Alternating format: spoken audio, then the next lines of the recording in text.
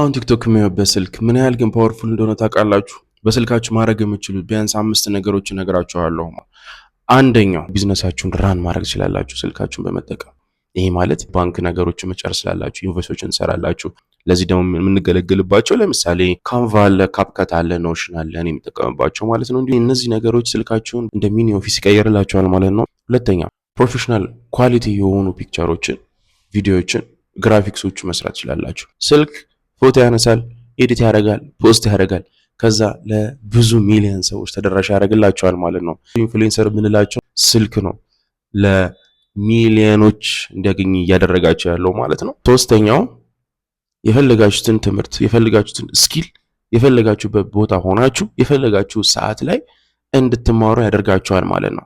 ኢትስ ቬሪ ፓወርፉል። አራተኛው ዓለም አቀፋዊ የሆነ ግንኙነት ማድረግ እንችላለን። ለምሳሌ ወደ ስራና ወደ ቢዝነስ ደግሞ ስትመለከቱት አፕወርክ፣ ቴንቶፕታል መመልከት እንችላለን። እነሱን ደግሞ በሌላ ቪዲዮ ነገራችኋለሁ ኢንትረስትድ ከሆናችሁ። በነገራችን ላይ ስሜ ኤርሚያስ ይባላል። ዋናው ስራዬ የእናንተን ቢዝነስ ማሳደግ ነው። ዲጂታል ዓለምን በመጠቀም ማሳደግ ነው። አምስተኛው ደግሞ ኤአይ ነው ማለት ነው። ኤአይ በአጠቃላይ ቻት ጂፒቲ አለ፣ እነ ኮፓይለት አሉ፣ እነ ጂሚናይ አሉ ማለት ነው። ሌሎችም አሉ። ለዚህ ጉዳይ የትኛውን ኤአይ ልጠቀም የሚልም ጥያቄ ካላችሁ ደግሞ ኮመንት ላይ ድሮፕ አድርጉልኝ። ቤቱ አዲስ ነው። ፎሎ፣ ላይክ፣ ሼር በማድረግ ተባበሩኝ። እንዲሁም ደግሞ የሚገራርሙ ኮንተንቶች ለ2018 ለእናንተ ይጠቅማል ብዬ የማስባቸው ነገሮች ደግሞ አቅርብላችኋለሁ ማለት ነው። አመሰግናለሁ። ሰላማችሁ ይብዛ።